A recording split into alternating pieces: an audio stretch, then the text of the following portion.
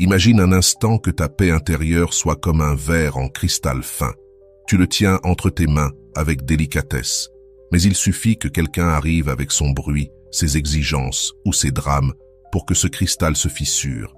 Et parfois, sans t'en rendre compte, tu tends ce verre fragile à n'importe qui, en espérant qu'il en prenne soin, même si cette personne finit par le laisser tomber. Perdre la paix n'arrive pas d'un coup. C'est un processus lent, un commentaire blessant que tu rumines en silence, un appel que tu acceptes alors que tu n'en avais pas envie, une obligation que tu assumes par peur de dire non. Et voilà que, sans le remarquer, ta tranquillité devient l'otage des décisions des autres. Alors, réfléchis un instant. Combien de temps encore vas-tu laisser les autres avoir entre leurs mains la clé de ta sérénité? Aujourd'hui, je vais te montrer comment protéger ta paix, comment redevenir le maître de ce verre de cristal pour qu'aucune main étrangère ne l'abîme. Et ce ne sont pas des théories, mais des pas concrets, pratiques, que tu peux appliquer dès maintenant. Avant de continuer, écris dans les commentaires une phrase qui sera ton engagement avec toi-même. Ma paix ne se négocie pas. Fais-le dès maintenant, car cette déclaration marquera le début d'un changement profond. Et demande-toi, es-tu prêt à apprendre comment ne plus jamais laisser quelqu'un voler ta tranquillité?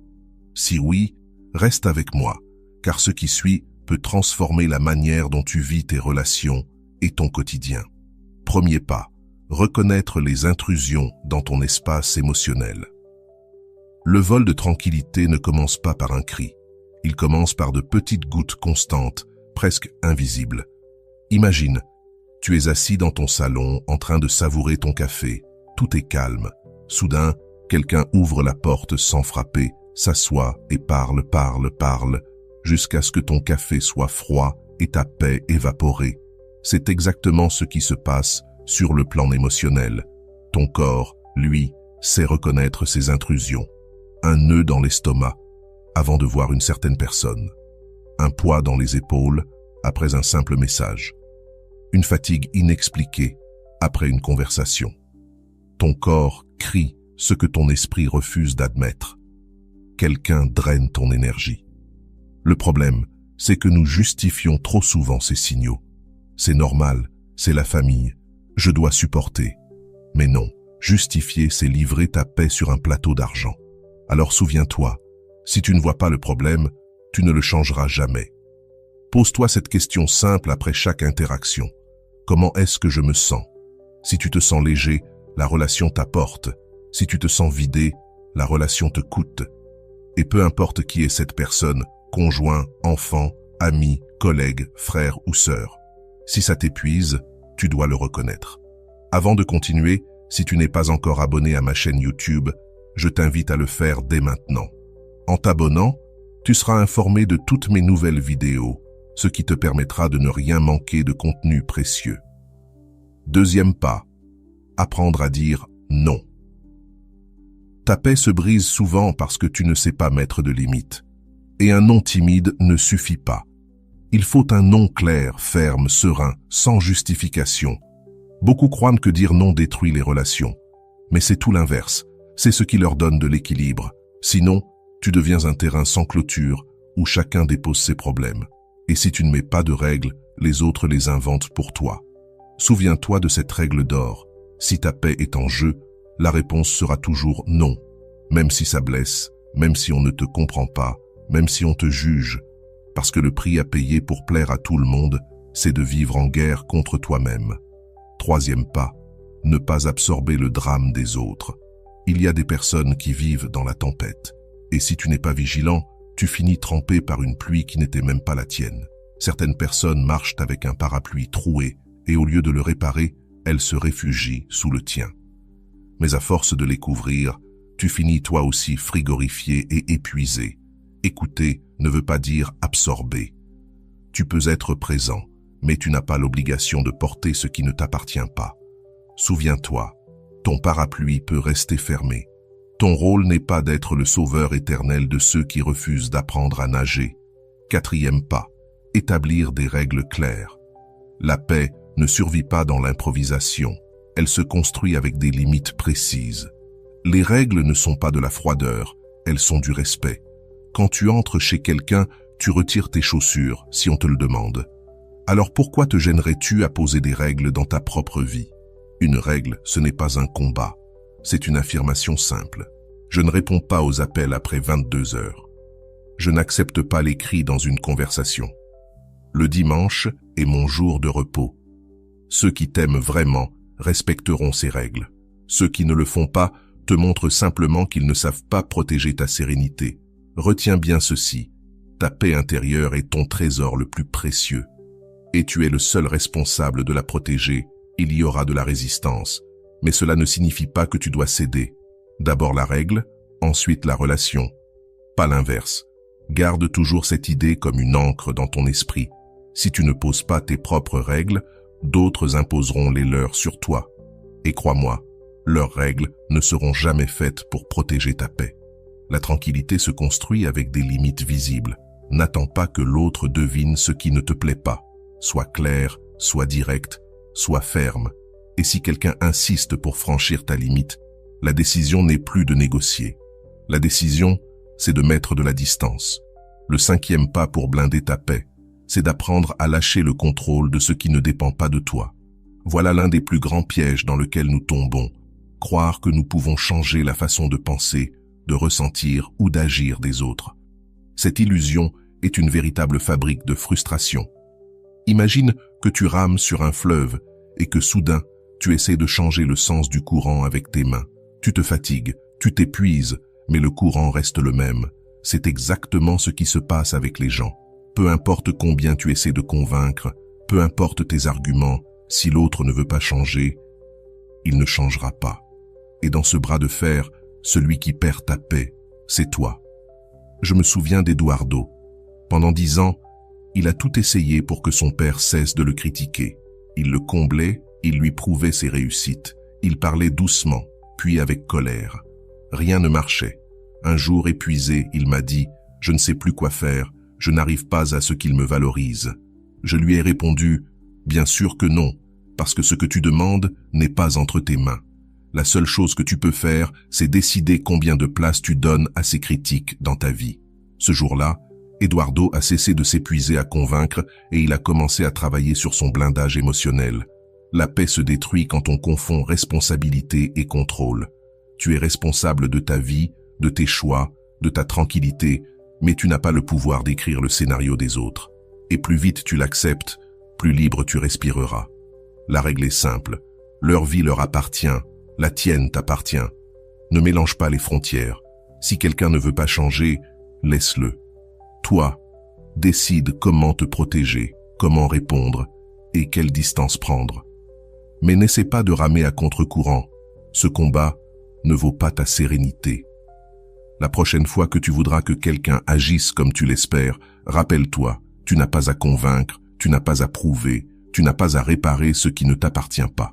Lâcher le contrôle, c'est retrouver le calme. Le 6e pas pour protéger ta paix, c'est d'apprendre à garder le silence quand parler n'en vaut pas la peine. Oui, le silence peut être un bouclier bien plus puissant que 1000 mots jetés en l'air.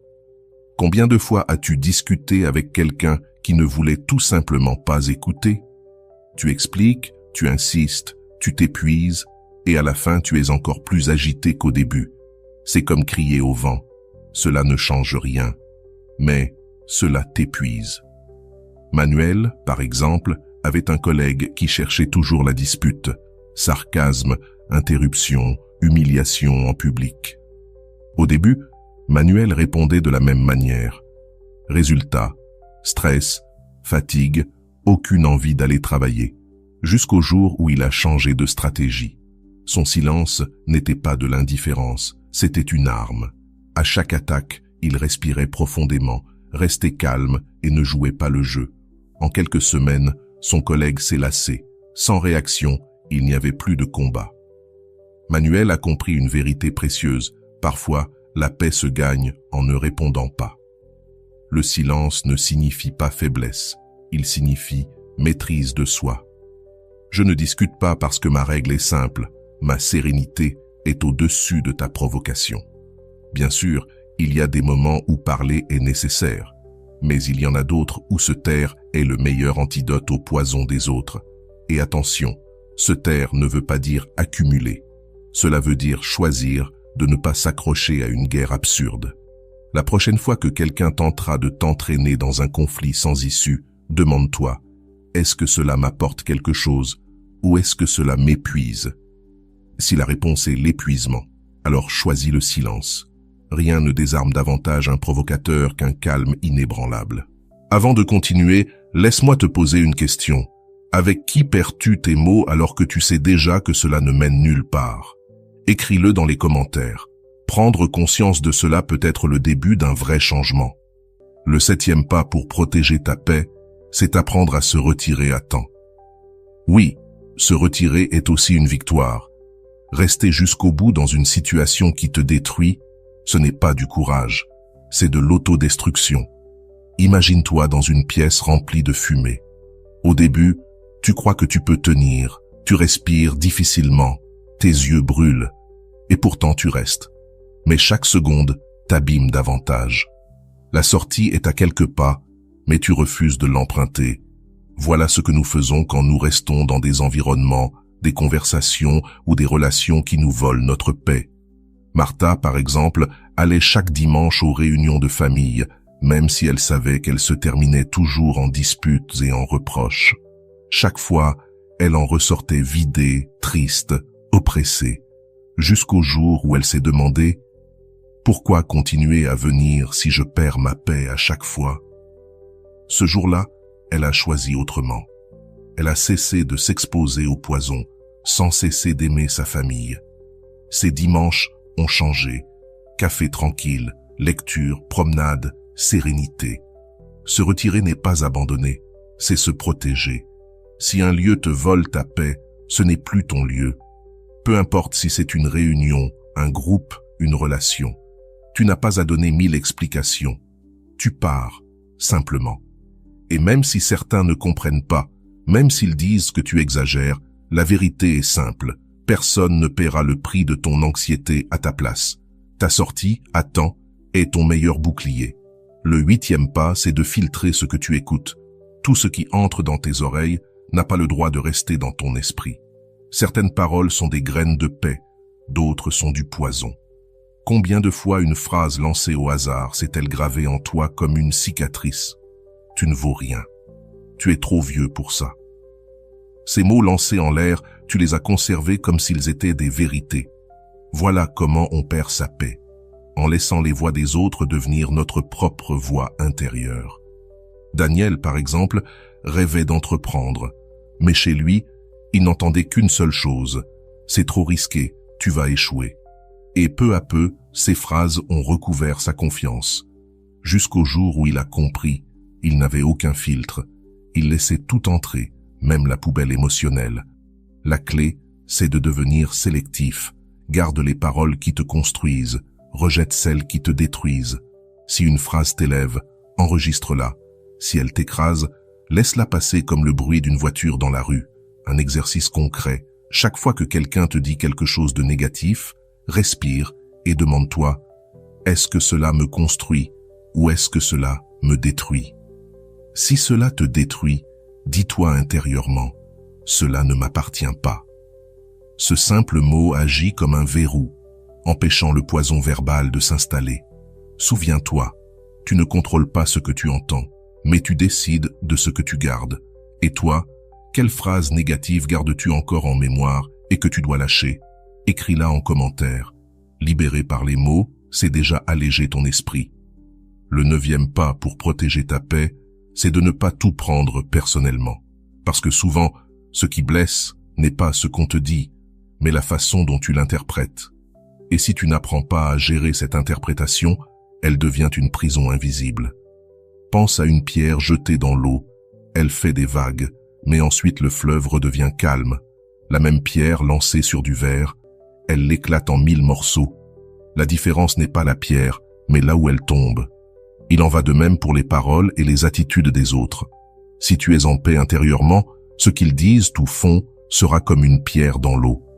Si tu vis en prenant tout comme une attaque, chaque geste deviendra une pierre qui te brise en morceaux. je pense à Teresa, une femme qui souffrait chaque fois qu'on ne répondait pas rapidement à ses messages. Aussitôt, elle pensait « Sûrement ils sont fâchés contre moi.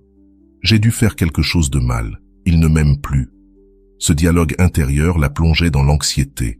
Un jour, je lui ai demandé « Et si tout simplement cette personne était occupée ?» Teresa est restée silencieuse avant de répondre. Je ne l'avais jamais vue ainsi. Elle a compris que ce qui lui volait la paix, ce n'était pas le retard de la réponse, mais le sens qu'elle y projetait. Voilà la clé. Ce que les autres font, parle d'eux, pas de toi. Le collègue qui est sec est probablement frustré. L'ami qui ne répond pas est peut-être dépassé. La personne qui critique reflète souvent sa propre insatisfaction. Tout n'est pas contre toi. Lorsque tu comprends cela, tout change en toi. Chaque geste négatif cesse d'être une blessure et devient seulement le reflet de la vie de l'autre. Et tu gagnes la liberté de ne pas porter un poids qui n'a jamais été le tien. Répète-le comme un ancrage. Tout n'est pas personnel. Tout n'est pas contre moi. Tout ne mérite pas ma blessure. Le 10e pas pour protéger ta paix est d'apprendre à gérer tes pensées avant qu'elles ne te gèrent. Souvent, ce n'est pas ce que les autres font qui te vole la tranquillité, mais ce que ta propre tête fabrique ensuite. Quelqu'un fait un commentaire neutre et ton esprit tourne, exagère, invente des scénarios. Et soudain, tu ne dors plus. Ce n'était pas la phrase, mais le film que tu as construit après. Je me souviens d'Alicia. Son patron lui a dit un vendredi « Lundi, nous parlerons d'un sujet important. » Rien de plus. Tout le week-end, elle a cru qu'on allait la licencier, qu'elle avait commis une faute, que sa carrière était finie. Le lundi, elle est arrivée épuisée, le ventre noué. Et le sujet important était en réalité un nouveau projet, une promotion, parce que son patron avait confiance en elle. Alicia a réalisé que la plus grande partie de sa souffrance avait été créée par son esprit, pas par la réalité. Voici la règle. Ne crois pas tout ce que tu penses. La pensée est comme une radio qui n'est pas toujours réglée sur la bonne fréquence. Si tu n'apprends pas à changer de station, tu resteras piégé dans le bruit. Alors, chaque fois qu'une pensée négative apparaît, pose-toi 2 questions simples. Est-ce un fait réel ou une interprétation de ma part? Et est-ce que cela m'aide ou m'épuise? Si tu découvres que ce n'est que spéculation, lâche prise. Tu n'as pas besoin de combattre la pensée. Laisse-la simplement passer. Comme une voiture qui passe dans la rue, tu ne cours pas derrière chaque véhicule, alors pourquoi courir derrière chaque idée? Quand tu apprends à observer tes pensées sans t'y accrocher, tu récupères un pouvoir immense, celui de choisir où tu mets ton énergie. Et c'est là que commence ta véritable paix. Avant d'aller plus loin, je veux te lancer un défi. Écris dans les commentaires la dernière préoccupation qui t'a empêché de dormir. Et demande-toi honnêtement si elle s'est vraiment réalisée ou si ce n'était qu'une invention de ton esprit. Partager cela peut t'aider à t'en libérer. Et si ce conseil t'apporte quelque chose, mets un like à la vidéo pour que d'autres puissent, eux aussi, apprendre à calmer leur esprit. Le 11e pas pour protéger ta paix est d'apprendre à choisir tes batailles. Parce que tout ne mérite pas ton temps, ton énergie, ni ton attention. Imagine un guerrier avec 100 flèches. S'il tire sur chaque oiseau qui passe, il n'aura plus rien lorsque le véritable ennemi arrivera. Nous faisons pareil. Nous gaspillons notre énergie dans des disputes insignifiantes, des détails futiles, des débats sans fin. Et quand le vrai défi apparaît, nous sommes déjà à bout de force. Giulio, par exemple, vivait constamment en colère. Il se disputait avec sa femme sur la façon de ranger les assiettes, avec ses enfants sur leurs vêtements, avec ses voisins sur le bruit. Un jour, son fils lui dit tristement « Papa, on dirait que tu es toujours en train de te battre avec tout le monde. » Cette phrase a été un électrochoc. Il a compris qu'il perdait sa paix dans des batailles inutiles, alors que l'essentiel, sa famille, sa santé, son bonheur, était négligé. Voici la règle. Demande-toi toujours si ce que tu défends vaut ta paix. Si ce n'est pas le cas, laisse tomber. Si oui, agis avec clarté, pas avec colère. Choisir tes batailles, c'est comprendre que tu n'as pas besoin de corriger chaque erreur de répondre à chaque provocation ou de tout expliquer à tout le monde.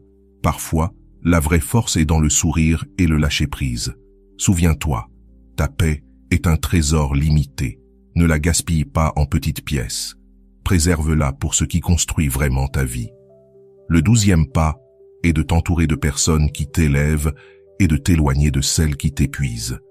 La qualité de ta paix dépend de la qualité de tes relations. Ta vie est comme un jardin. Certains sont des fleurs qui embellissent, d'autres des mauvaises herbes qui détruisent. Laisse pousser les mauvaises herbes, et bientôt les fleurs s'éteindront. Béatrice en a fait l'expérience. Elle s'entourait de gens qui se plaignaient, critiquaient, la prenaient comme déversoir émotionnel. Peu à peu, elle a perdu sa joie naturelle, mais avec une cousine positive et sage, elle se sentait inspirée, pleine d'idées et de force. Elle a compris, certains ajoutent à ta vie, d'autres te vident.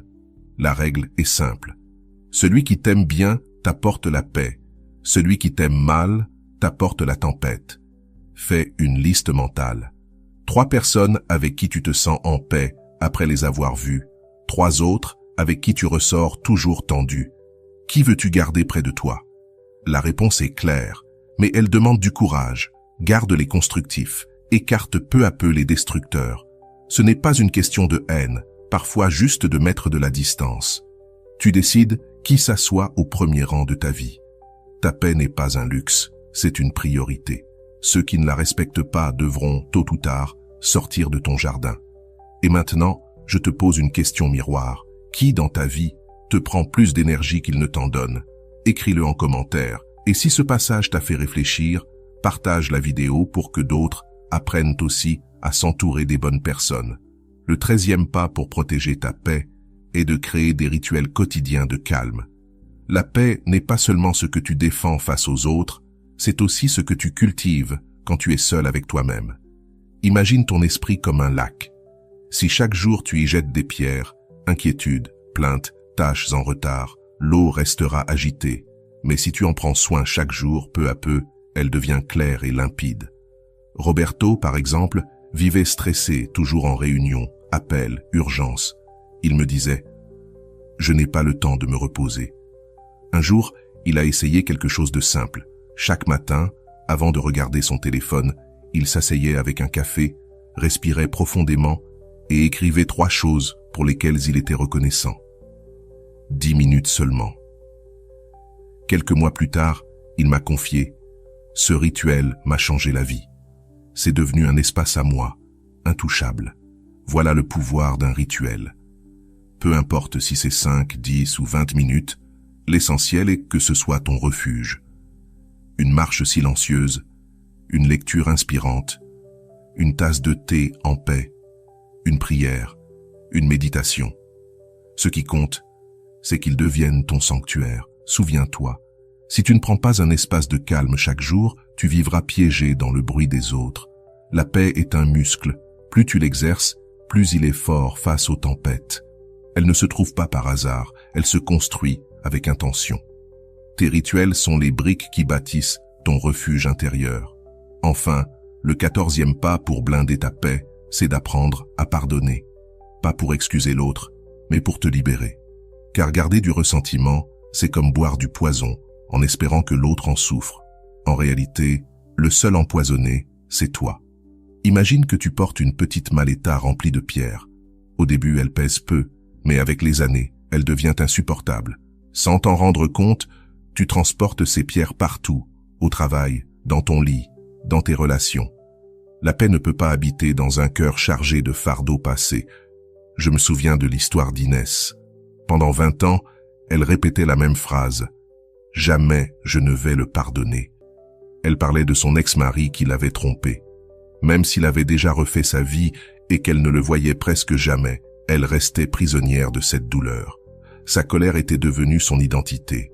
Un jour, fatiguée de vivre ainsi, elle comprit que le pardon n'était pas un cadeau pour lui, mais une libération pour elle. En lâchant prise, elle ressentit une légèreté qu'elle n'avait pas connue depuis des décennies. Voici la règle. Pardonner ne veut pas dire excuser. C'est briser la chaîne qui t'attache au passé. L'autre reste responsable de ce qu'il a fait. Mais toi, tu cesses d'être prisonnier de cette histoire. Pardonner ne signifie pas toujours se réconcilier. Parfois, c'est mettre de la distance et dire « Je te libère parce que je ne veux plus que tu occupes de la place dans mon esprit, ni dans mon cœur. » C'est un acte de courage et surtout d'amour-propre.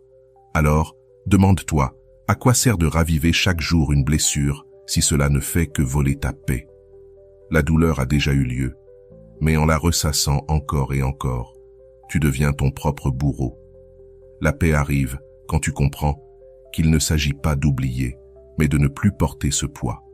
Le pardon est l'acte le plus puissant d'hygiène émotionnelle. Il nettoie ton âme du ressentiment pour laisser rentrer l'air frais de la sérénité. Le 15e pas pour protéger ta paix est d'apprendre à choisir le silence intérieur.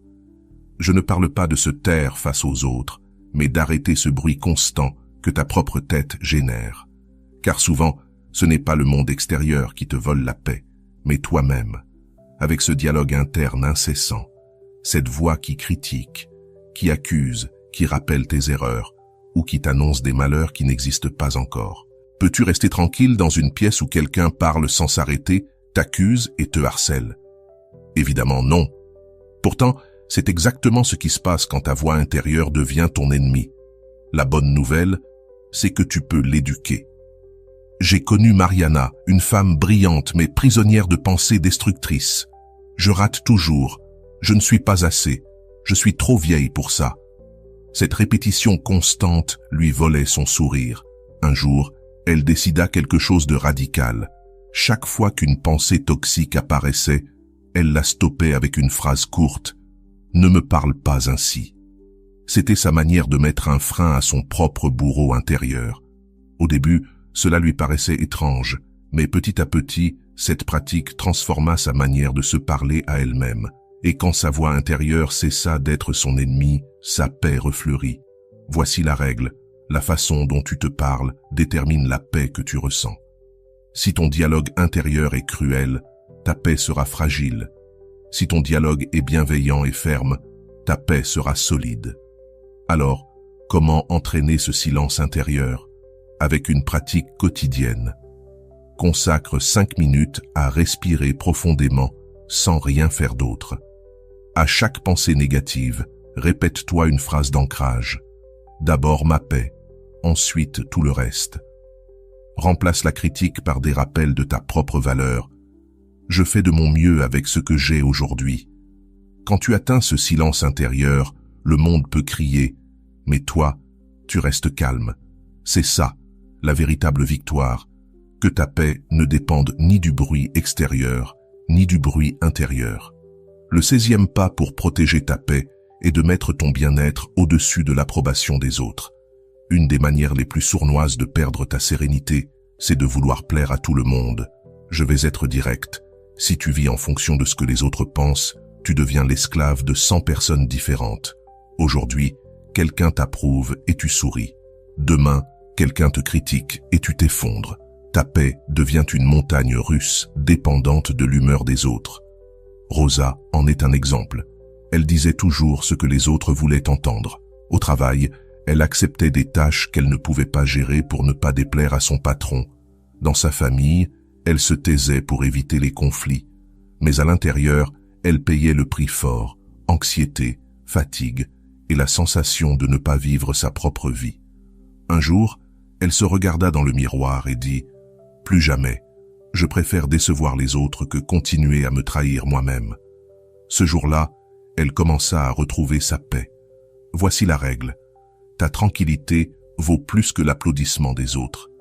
Il ne s'agit pas d'être rebelle ou fermé au monde, mais de choisir ton authenticité avant l'acceptation. Ceux qui t'aiment vraiment n'attendent pas que tu sois parfait ou complaisant, seulement que tu sois sincère. Chaque fois que tu prends une décision, demande-toi, est-ce que je le fais pour être en paix avec moi-même ou pour plaire aux autres? Si la réponse est la deuxième, arrête-toi, car si ta vie devient une vitrine pour séduire les autres, ta paix se retrouve hypothéquée. Rappelle-toi, d'abord ta sérénité, ensuite l'opinion des autres, parce qu'à la fin de la journée, ceux qui parlent vont dormir tranquilles, et c'est toi seul qui portes l'angoisse. Le 17e pas pour protéger ta paix est d'apprendre à mettre des pauses au monde digital. Parfois, ce n'est pas une personne physique qui te vole ta paix, mais la surcharge d'écrans, de nouvelles, de messages, de réseaux sociaux. Ta tête n'est pas faite pour traiter des milliers de stimuli par jour. Pourtant, nous vivons collés à un téléphone qui vibre, qui notifie, qui exige une réponse immédiate. Chaque son est un petit voleur de paix. Et le pire, c'est que presque personne ne le questionne. Javier en est la preuve. Il regardait son téléphone toutes les 5 minutes, mail, réseau, conversation. Il s'endormait avec le portable dans la main et le matin, son premier réflexe était de consulter ses notifications. Son anxiété augmentait sans raison. Un jour, il fait un test. Éteindre son téléphone 2 heures chaque soir. Au début, cela lui semblait étrange, comme s'il manquait quelque chose. Mais après une semaine, il me dit « J'ai mieux dormi, j'ai pensé plus clairement, et même ma respiration a changé. » Sa paix revint dès qu'il reprit le contrôle de son attention. Voici la règle. Si tu ne contrôles pas ton écran te contrôle. Évite les distractions innecessaires. Définis des horaires pour consulter tes messages. Offre-toi au moins 1 heure par jour sans écran. Cet espace digital vide se transforme en un espace mental rempli de calme. Ce qui au départ semble être un sacrifice devient avec le temps une véritable liberté. Rappelle-toi, tu n'as pas à être disponible pour tout le monde à chaque seconde. Celui qui a vraiment besoin de toi saura attendre. Ta paix ne peut pas dépendre du son d'une notification. Le 18e pas pour protéger ta paix, c'est apprendre à vivre dans le présent, sans rester piégé dans le passé, ni obsédé par le futur. Car le seul temps réel, le seul qui existe, c'est le maintenant. Pourtant, la plupart du temps, notre esprit se trouve ailleurs. Regarde, quand tu vis dans le passé, tu te remplis de culpabilité, de reproches et de blessures que tu ouvres encore et encore.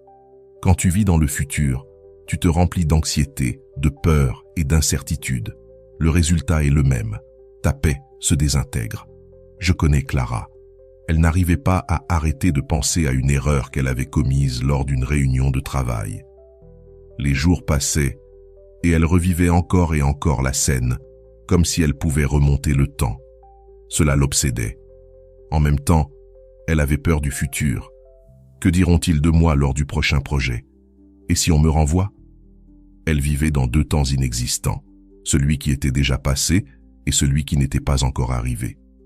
Le présent lui glissait entre les doigts. Un jour, elle décida de faire autrement. Chaque fois que son esprit s'évadait, elle revenait à elle-même grâce à une respiration profonde et une phrase simple. Ici, je suis, maintenant. Petit à petit, elle retrouva la sérénité. Voici la règle. La paix ne vit pas dans les souvenirs ni dans les attentes. La paix vit dans ce que tu choisis aujourd'hui. Comment entraîner cette présence? Chaque jour, accorde-toi 5 minutes pour observer attentivement un objet, une plante, ta respiration. Fais une seule chose à la fois. Si tu manges, mange seulement. Si tu parles, écoute seulement. Si tu marches, marche seulement. Quand ton esprit voyage vers le passé ou le futur, rappelle-toi, d'abord le présent, ensuite tout le reste. Vivre dans le présent ne veut pas dire oublier ni cesser de planifier. Cela signifie simplement ne pas perdre l'unique moment réel auquel tu peux habiter. Quand tu y parviens, ta paix devient solide, car elle ne dépend plus de ce qui fut ni de ce qui viendra. Le 19e pas pour protéger ta paix, c'est apprendre à ne pas rivaliser avec les autres, mais seulement avec toi-même. Car une des manières les plus épuisantes de perdre ta sérénité, c'est de vivre dans la comparaison, qui gagne plus, qui paraît mieux, qui a plus de succès ou de reconnaissance. Imagine courir une course en regardant sans cesse ce que font les autres sur les côtés. Tu perds ton rythme, tu trébuches et tu finis exténué. Voilà ce qui se passe dans ta vie lorsque tu te concentres sur la vitesse des autres au lieu de suivre ton propre pas. Je pense à Esteban. Il passait des heures à regarder les réseaux sociaux et remplissait son cœur d'angoisse en voyant les réussites des autres. Voyages, promotions, famille parfaite. Peu à peu, il commençait à croire que sa vie ne valait rien, jusqu'au jour où il comprit qu'il courait une course qui n'était pas la sienne. Alors, il changea de perspective. Au lieu de se comparer aux autres, il commença à se comparer avec lui-même, celui d'hier. Chaque soir, il se demandait « Aujourd'hui, ai-je avancé ne serait-ce qu'un peu plus qu'hier ?» Ce simple changement transforma sa tranquillité. Voici la règle. Ta seule compétition valable, c'est toi-même. Tu n'as pas à courir la course de qui que ce soit. Ton processus est unique, ton temps est unique. Tes réussites ont de la valeur, même si elles ne s'affichent pas sur une vitrine publique. Comment te protéger de la comparaison? Réduis ton temps dans les espaces où l'on ne montre que des vies parfaites. Célèbre tes petits progrès quotidiens, même si personne ne les voit. Rappelle-toi, ma valeur ne dépend pas d'être meilleur qu'un autre, mais d'être fidèle à moi-même. Quand tu comprends cela, la vie cesse d'être une compétition et devient un chemin personnel. Alors ta paix se multiplie. Car tu n'as plus besoin de battre tout le monde, tu as seulement besoin d'avancer dans ton propre voyage. Le 20e pas pour protéger ta paix, c'est apprendre à te reposer sans culpabilité. Oui, parce que se reposer n'est pas perdre du temps. Se reposer, c'est récupérer la vie. Bien souvent, ce n'est pas ce que tu fais qui te vole ton calme, mais la pression constante de ne jamais t'accorder de pause. Imagine que ton corps est comme une corde tendue. Si tu ne la relâches jamais, tôt ou tard, elle se rompt. C'est exactement ce qui t'arrive. Tu travailles, tu cours, tu résous, tu aides tout le monde et, quand la nuit tombe, ton corps est épuisé, mais ton esprit continue à tourner sans arrêt. Tu vis dans une course sans ligne d'arrivée. Je pense à Susanna, une femme qui travaillait sans relâche pour ses enfants. Elle ne se donnait aucun répit, persuadée que se reposer était un luxe, jusqu'au jour où elle termina aux urgences à cause d'une crise d'anxiété. C'est là qu'elle comprit quelque chose de fondamental.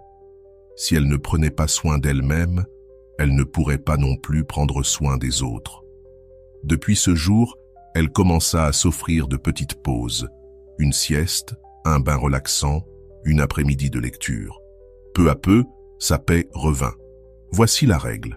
Le repos n'est pas une récompense, c'est une nécessité. Tu n'as pas à le gagner par des efforts extrêmes. C'est ton droit naturel en tant qu'être humain. Comment l'appliquer? Programme dans ton agenda un moment de repos aussi important qu'une réunion. Pratique des activités qui te nourrissent. Marcher, écouter de la musique, profiter de la nature. Chaque soir, rappelle-toi. Aujourd'hui, j'ai fait ce que j'ai pu et c'est suffisant. Te reposer sans culpabilité, c'est une déclaration d'amour envers toi-même. C'est dire à ton corps et à ton esprit, je mérite de m'arrêter car la vie se vit aussi dans les pauses. Et quand tu atteins cet équilibre, ta paix ne dépend plus de ce que tu produis, mais de la manière dont tu choisis de vivre. Nous avons parcouru 20 pas pour protéger ta paix. Et maintenant, je veux que tu graves tout cela dans ton cœur à travers une image. Imagine que ta tranquillité est une forteresse au sommet d'une montagne. Pendant des années, tu as laissé les portes ouvertes et n'importe qui pouvait entrer avec son bruit, ses drames et ses exigences. Mais aujourd'hui, ce temps est révolu. Aujourd'hui, tu décides de fermer ces portes et de garder la clé. Désormais, quiconque voudra entrer devra respecter tes règles, car ta paix n'est plus négociable. Souviens-toi toujours de ces phrases ancres, d'abord ma paix, ensuite tout le reste. Je ne discute pas, car ma paix est ma priorité. Si quelque chose ou quelqu'un ne respecte pas mes limites, alors la décision est claire, je m'éloigne.